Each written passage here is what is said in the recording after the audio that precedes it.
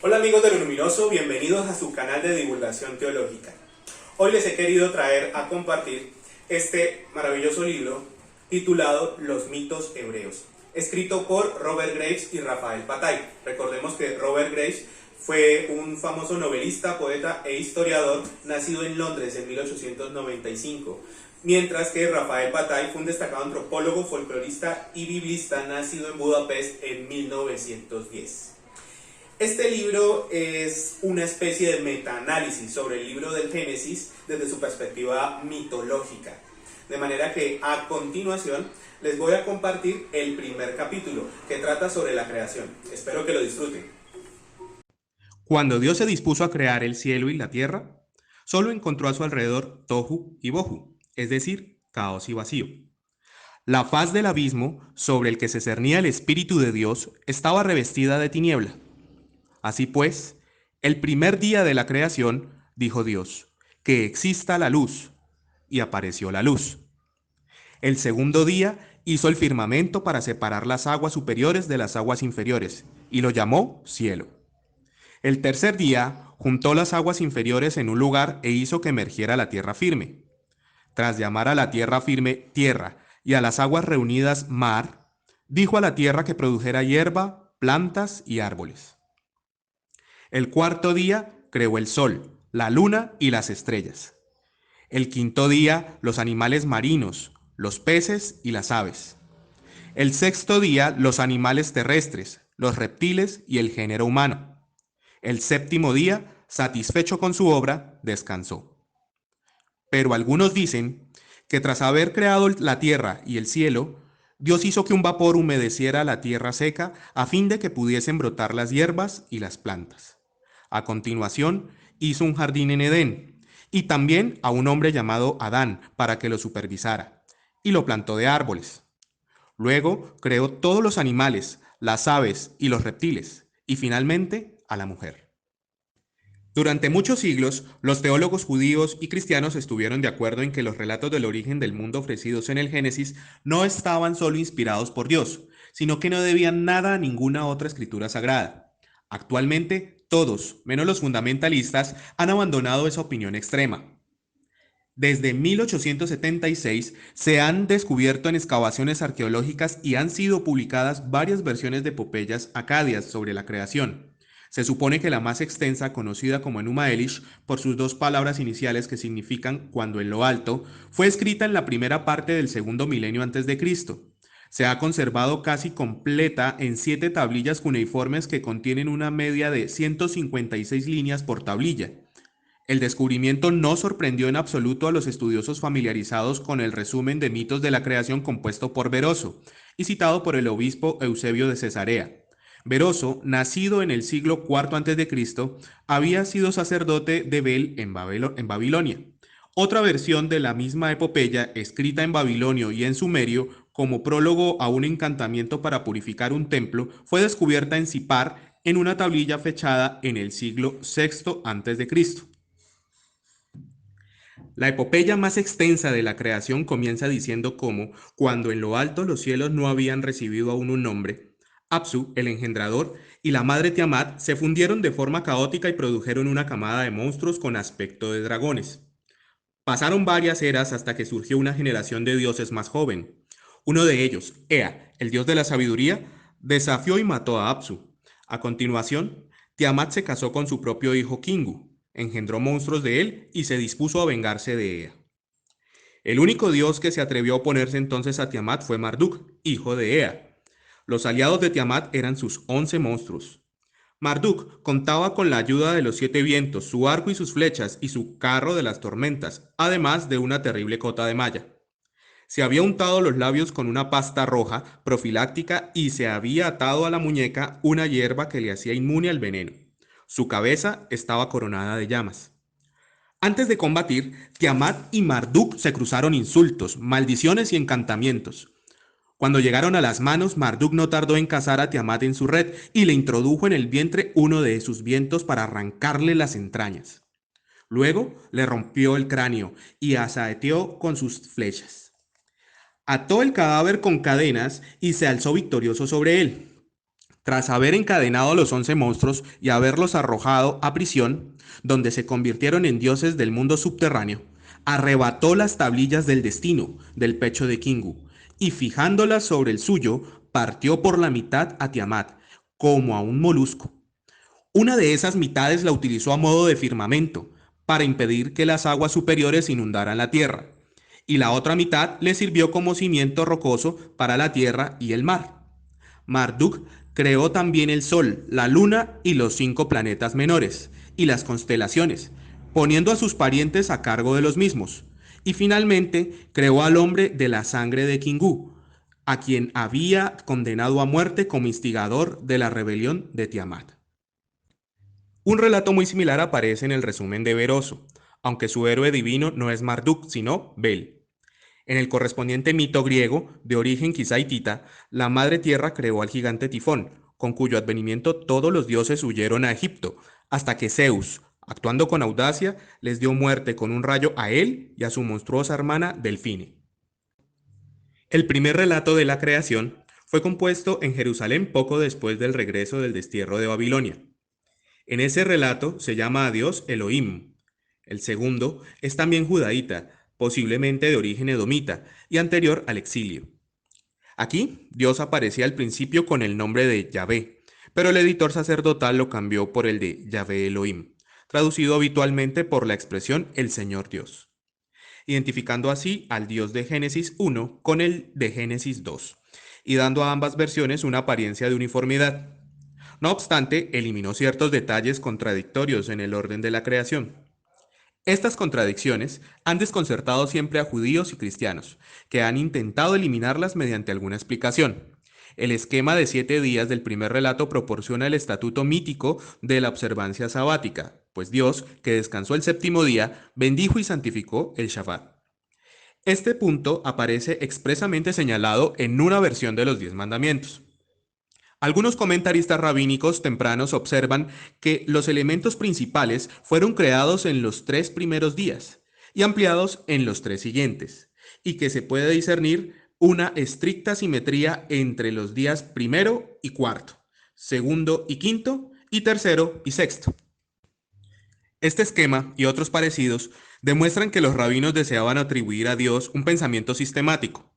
Sus esfuerzos habrían sido, no obstante, innecesarios si se les hubiese ocurrido que el orden de la creación estaba ligado al de los dioses planetarios de la semana babilónica, y por tanto a los 7 brazos de la menorá, o candelabro sagrado. Tanto Zacarías en su visión como Josefo identifican la menorá con los 7 planetas, y que Dios reivindicaba para sí todos esos poderes planetarios. Dado que Nergal, un dios pastoral, ocupaba el tercer puesto de la semana, mientras que Nabú, dios de la astronomía, iba en cuarto lugar, en el orden de la creación se dio precedencia a los pastos sobre las estrellas. El Enuma Elish ofrece el orden siguiente: separación del cielo y de la tierra y el mar, creación de planetas y estrellas, creación de árboles y plantas, creación de animales y peces, y la formación del hombre a partir de la sangre de Kingu por obra de Marduk. El segundo relato de la creación es más vago que el primero. Informa menos sobre el universo anterior y no tiene una estructura comparable a la de Génesis 1.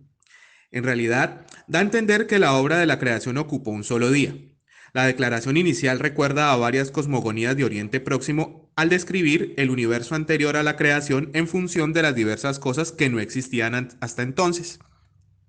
En la tierra no había aún árboles ni matorrales. Hierbas y plantas no habían brotado todavía porque Dios no había enviado la lluvia, y no había aún ningún hombre para labrar el suelo. Entonces llegó el gran día en que Dios creó el cielo y la tierra. Una humedad surgió del suelo, probablemente por orden suya, y lo regó. El suelo, Adamá, se hallaba ahora en la condición requerida para formar al hombre Adán, a partir de él. Luego, Dios plantó un parque al este de Edén y ordenó al hombre cultivarlo y mantenerlo. Génesis 1 se parece a las cosmogonías babilónicas, que comienzan con el surgimiento de la tierra a partir de un caos acuoso primigenio y son siempre descripciones metafóricas de cómo la tierra seca emerge cada año tras las inundaciones invernales del Tigris y el Éufrates. La creación se representa así como el primer florecimiento del mundo tras el caos acuoso primigenio, una estación primaveral en que aves y animales se aparean. En cambio, Génesis 2 refleja las condiciones geográficas y climáticas de Canaán. El universo anterior a la creación está agotado por el sol, reseco y árido como después de un largo verano. Cuando por fin se acerca el otoño, el primer signo de lluvia es la neblina mañanera que asciende densa y blanca de los valles. La creación, tal como se representa en Génesis 2:4 y en adelante, tuvo lugar exactamente en un día otoñal de esas características. La versión babilónica, que hacía de la primavera la estación creacional, fue adoptada durante la cautividad y el primer día del mes de Nisan se convirtió en el día del Año Nuevo judío. La anterior versión otoñal, sin embargo, requería observar el primer día de Tishri como el auténtico día de Año Nuevo. En cuanto a la estación de la creación, escuelas judías rivales mantuvieron opiniones irreconciliables desde el siglo I después de Cristo en adelante. Filón de Alejandría sostenía, con los estoicos griegos, que el universo había sido creado en primavera. Le siguieron el rabí Yehoshua y otros. Pero el rabí Eliezer prefería una creación en otoño, y su opinión se impuso entre los ortodoxos. Se decidió que el primero de Tishri había sido el día de Año Nuevo de Dios.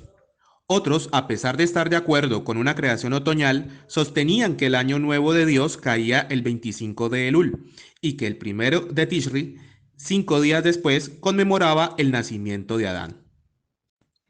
Dado que la creación se concibió originalmente como procreación y no como fabricación, su figura principal fue una matriarca.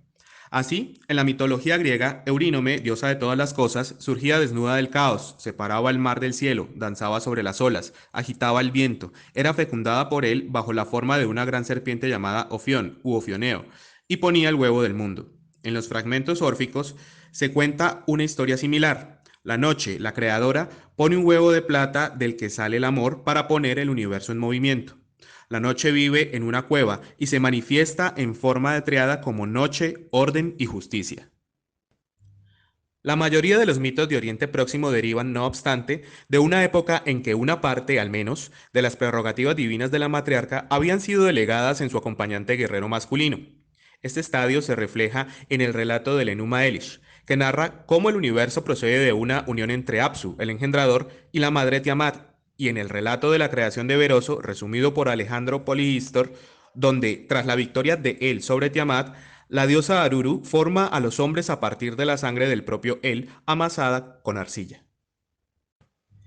El filósofo sirio Damasio, de principios del siglo VI después de Cristo, compendia una versión primitiva del mito del Enuma Elish que tiene un paralelo en la unión de la diosa egipcia del cielo, Nut, con el dios de la tierra, Heb, y en la unión de Urano, el dios griego del cielo, con Gaia, la diosa de la tierra.